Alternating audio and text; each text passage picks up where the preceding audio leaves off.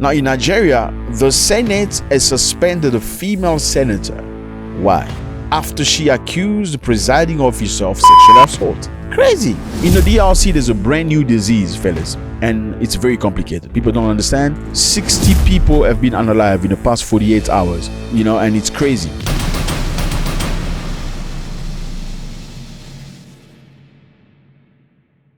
Okay, my people, let's talk about some shithole countries. I'm sorry about that. I just watched Donald Trump. When you watch Trump, you become very conservative. Yeah, so thank you very much for stopping by. You appreciate it. You know what it is. This is Zack. I don't know who you are, but if you watch this video till the end, we're gonna like each other. So, something very interesting is happening in Nigeria. Okay, here's a map. This is Nigeria. Now in Nigeria, the Senate has suspended a female senator. Why? After she accused the presiding officer of sexual assault. Crazy. The Senate has suspended a female senator for accusing the man senator or the president of sexual assault. I think we're going to look into this. Very interesting. Now, they've given her 6 months of sitting down. That the Senate do suspend Senator Natasha Akpoti-Uduaghan for 6 months for a total violation of the Senate Standing Rules 2023 as amended, for bringing the presiding officer and the entire Nigerian Senate in general to a public opprobrium. Those in support of prayer one say aye. Aye. Those against say nay. I'd put the question. Those in support of prayer one say aye. Those against say nay. The ayes have it. Senator Natasha Akpoti-Uduaghan will be barred from her office and have her allowance and security withdrawn for 6 months, my brothers, according to recommendation by Senate Ethics Committee. Why are they doing this to this lady? Okay, this is Natasha Akpoti. As you can see, she's a good-looking girl. She is a good-looking girl. Well, the accusation made last week by Akpoti, one of the only 4 women in 109 seats of Senate chamber. One of the only 4 out of 109. That's crazy, man. Nigeria is a lot of people, but out of 109, only 4 are women. Wow. Now, she made an accusation against the Senate president, Godswill Akpabio. This is the guy, Godswill Akpabio. An accusation was rejected by Ethics Committee, citing procedural rule violations. So, let's make it simple, in very simple English, for shithole countries. I'm just kidding, really. I'm just kidding. Okay. It means this lady has accused the main senator, the president of Senate, of sexual assault. When she started working, apparently this big man right here was trying to get between her pants, yeah, you know what I'm trying to say. Yes, and she refused. And now she's got the courage to speak about it. What do? They suspend her from going to office and they suspend her for 6 months. She will not get any salary or any advantage at all. As senator in many countries, you get your salary and you get some advantages. They pay you some extra money for a lot of bullshit. Yeah. They pay you some extra money for a lot of bullshit. If they are not allowed to come within the vicinity of the National Assembly because they are here only at our instance, but that their salaries should be spared. Those who are in support of the amendment, that the salaries of the aides be spared, say aye. And those who feel that their salaries should also be withheld by the Clerk of National Assembly, say nay. The ayes have it. So this woman will not receive any salary or anything for 6 months. Why? Because she spoke what was in her heart. Let's try to think about this. Where does this decision come from? From a committee of the Senate itself. Now, my question is this one. If somebody accuses you of sexual assault, which is a very severe accusation, what do? The procedure worldwide in democracy, you go to justice. So they're going to conduct a thorough investigation to find out whether you're telling the truth or you're lying.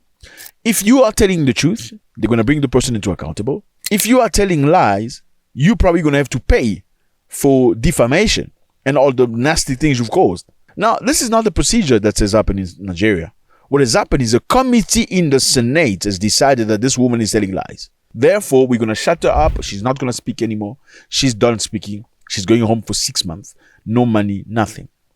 What does this sound like? Now, is this the first time?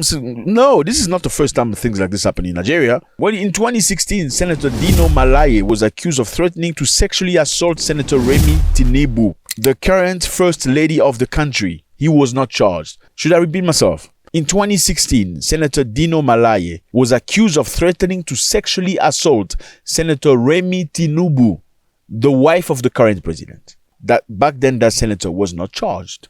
So it's something they understand. They do it. I'm sorry. In Africa, in many places, in order for you to elevate yourself, you need to be spreading those stuff to some people. If you're not spreading to them people, you're not moving anywhere. I'm sorry, fellas. This is what's happened when you're talking about shithole countries. I'm just talking like Trump, but I don't really mean it. But yeah, that's what it is. It's sad. Because if you want to talk about fairness and justice in a democratic country, you need to go to court. An investigation needs to be conducted. After all that, a judgment needs to be pulled, then a conclusion. You don't do that. What you do is you shut the person down. Injustice will not be sustained. Now, how do we know if she's lying? We even don't know how she's lying. It's very difficult to know whether she's telling the truth or she's lying. Maybe she's lying, but how do we know if she's lying if it feels immediately like you're persecuting her for telling something you don't want to hear? And this is not the first time. It's not special. It has occurred before to somebody who's very prominent right now, who's the wife of the current president of the republic. And that senator back in time, who you probably call chief or guy. You know what I mean? That is the problem. You cannot start fighting people like Boko Haram if you don't fight the Boko Haram in the government. I'm sorry to tell you the truth. This is somebody's daughter. This is somebody's sister. Maybe somebody's mother. We don't know. I don't know. I'm not sure. But yeah, this is somebody's family member whom we cannot necessarily confirm whether she was harassed sexually. But we need to listen to her. I mean, when somebody says, I have a problem, you need to give him time. You need to listen to her. That is the only way you show that you're living in a fair and modern, contemporary society. Or else it means like a bunch of men that's ganging up against a woman so she doesn't say anything. So what do you create there? You're creating something very interesting. It's a message they're sending. Whoever amongst women that dares speak on whoever trying to get into her legs is going to get 6 months home with no pay and suffer. Let me know how you feel about that, fellas.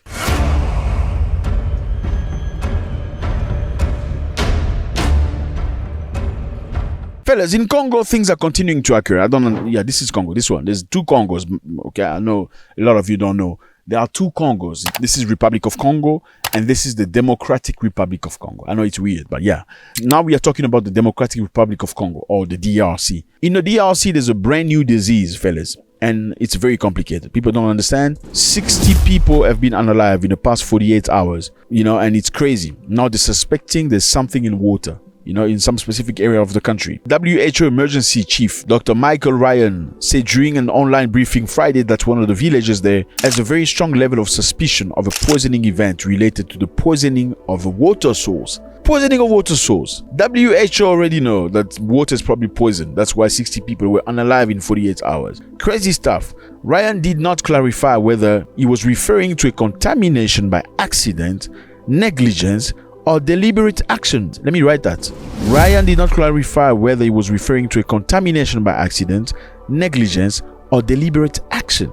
He also did not identify the village where the poisoning was suspected.